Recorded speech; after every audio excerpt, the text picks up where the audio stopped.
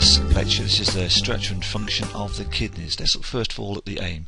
Now what we're trying to do is describe with their diagrams, photographs, the histology and growth structure of the kidneys. Let's think first of all about what the kidneys actually do. So the role of kidneys is to remove waste products from the blood and to produce this substance called urine that we excrete. We can also say urine passes out the kidney along the ureter to the bladder, where it's stored before release. Let's have a quick diagram now to show where they're located. Now here we've got the kidneys. There are two kidneys here. Now most people have two kidneys. They're positioned on either side of the spine, just below the lowest rib. Now each kidney is supplied with blood from the renal artery and is drained by the renal vein. Just wondering at this point how much of this you can actually label. So what I suggest you do is just pause the video at this point and try and label first of all the general position and structures involved in the excretory system, and then on this side over here we've got a section through a kidney. This is a longitudinal section here through the kidney, so what I want you to do is pause the video at this point and have a go at labelling as much as you can. Okay, ready? 3, 2, 1, pause.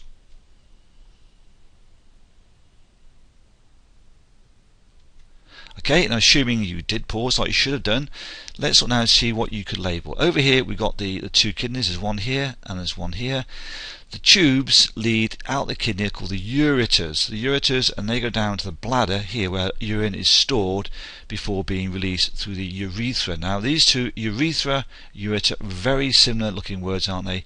Make sure that you can, okay, ureter, urethra, make sure you can distinguish between the two. Ureter goes from kidney to bladder and urethra leads from the bladder.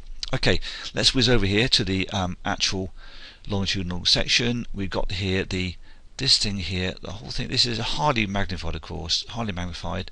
This here is the position of a nephron tubule.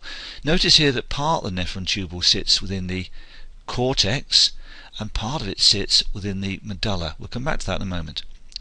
The outer thin membrane of the kidney is called the capsule.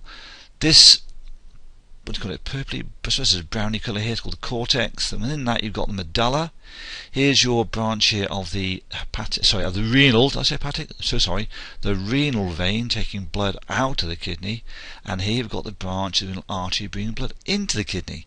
And here, eventually, all of the urine will drain into the pelvis. That's it, these sections here, and the pyramids here are to pelvis, and drain then out through the ureter, where it's then taken down to the bladder. Now we're particularly interested now in this section here. As I said, this is the position of a kidney tubule or nephron. So let's look at this in a bit more detail, shall we? Now the nephron or kidney tubule, I mean, same thing, depends which book you're reading really. So it could be a nephron, it could be a kidney tubule. Now they are very, very tiny, and there's about 1 million in each kidney, okay, about 1 million in each kidney, and what they have got is a really rich blood supply. There's many tiny blood capillaries around the kidney tubules or nephrons. Now blood drains from the capillaries into the nephron where urine is formed. Okay, again let's just pause this, let's pause, and what I've done, I've blanked out all the labels, so have a pause here and see how many bits you can label. Okay, 3, 2, 1, pause. Okay, now how did you get on? Let's see what we've got. Now let's start at the top here. Here we've got what's called the afferent arterial. Arterial is a very, very, very small artery.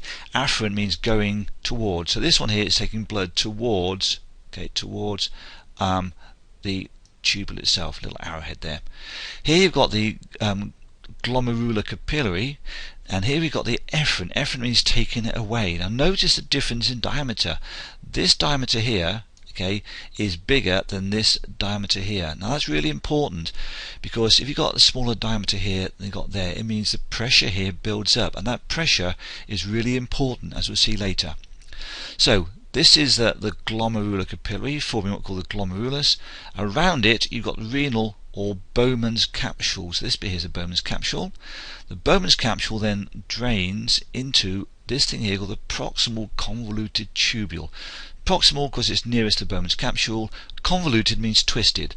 So you see it's twisted. Now notice how around you've got loads and loads and loads of blood capillaries. So here's your renal artery taking blood in. The blood gets squeezed, ultrafiltration I'll mention in a moment, and everything gets, well, virtually everything gets passed through here into the PCT, or proximal convoluted tubule, but loads gets reabsorbed into capillaries, which then branch together and go out through the renal vein. Now, coming out of the PCT, or proximal convoluted tubule, you've got this structure here called the loop of Henle. I don't know who Henle was, but he's got a loop named after him.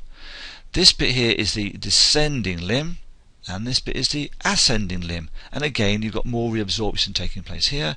This then leads into the distal or distant convoluted, i.e. twisted tubule, the DCT, and the DCT then leads eventually into the collecting duct over here.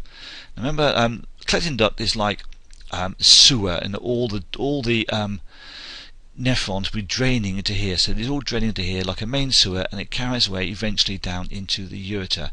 Notice I'm saying this bit here is in the cortex, this bit is in the medulla. Let's whiz back a second, see if I can do it. Yeah, there we go. I said earlier that one part of the nephron, this is highly magnified, so you've got here, this is your the glomerulus will be here, your PCT, your DCT. Here is loop of Henle. So loop of Henle now dips down into the medulla, and eventually it all then passes down the collecting duct and out into the ureter, and then out from the ureter to the bladder. Okay, that's what we're looking at the moment. Let's go back where we were, shall we? Okay, let's think about a few pointers, shall we? First of all, here we've got what's called the glomerulus, we mentioned before, and here we've got Bowman's capsule, here we've got the PCT over here, then we've got the loop of Henle, then we've got the DCT there, and the collecting duct here. Now, the reason I mention them again is I want to look at these in a little bit more detail in a moment and just exactly what happens at each stage. First of all, just think about one thing: selective reabsorption. Now, good word this. Selective means selecting the size of molecules to reabsorb back into the bloodstream. So useful substances are reabsorbed back from the nephron into the bloodstream. Now, what we've got loads and loads and loads of stuff being filtered out through here, and it's passing along the PCT. Now, along with waste, there's an awful lot of goodness going on here, and we want to get it back. So that's why you have selective reabsorption. We're reabsorbing good stuff from the nephron back into the bloodstream, that eventually we're taken out along the renal vein. Okay. Now let's look at more detail. This bit here, this is Bowman's capsule, and in the middle there is the glomerulus. Now, fluid from the blood is pushed into Bowman's capsule by a process called ultrafiltration. Remember I said that this is smaller diameter than this, which means in here you've got very high pressure. High pressure squeezes all the smaller molecules into Bowman's capsules. You're left behind with very high molecular weight molecules, proteins particularly, red blood cells. They're kept behind, they'll travel this way, but everything else, the smaller molecular weight, is squeezed through into Bowman's capsule by this process here, and we call this process ultrafiltration. Now, this is your PCT, your proximal convoluted tubule, and here most stuff, 85% of fluid, is reabsorbed into capillaries here. So fluid is altered by reabsorption of all the sugars, most salts, and some of the water. So an awful lot of reabsorption takes place here in the PCT. Down here in the descending loop of Henle, water potential of fluid is decreased. We're going to come on to this in a future video by addition of salts and removal of water. And then we find in the ascending loop of Henle, or ascending limb, sorry, of the loop of Henle, the water potential is increased as salts removed by active transport. So looking here at energy, looking at energy being used in this point here, active transport to remove salts, okay, and things that are needed. It'll then pass back up into DCT, and eventually everything will flow into the collecting duct. So water potential will decrease again by removing water, ensures that the final product, i.e. urine, the one to get rid of, has a low water potential, i.e. doesn't have much water. Therefore, urine has a higher concentration of solutes than blood and tissue fluid. Exactly what we want. We don't want to lose excessive amounts of water. Okay, so we've now got all the urine passing down the collecting duct, and that'll go into the ureter and eventually will be stored in the bladder prior to excretion. Okay, so that's an overview there. Now let's just move on a little bit, and we can say now, yes, we have described the structure and function of the kidneys. In a future video we'll look at the function in more detail, particularly what happens in terms of salt concentrations and water potentials. But that's enough for now, so thank you very much for listening, thank you for watching the video, and bye bye for now.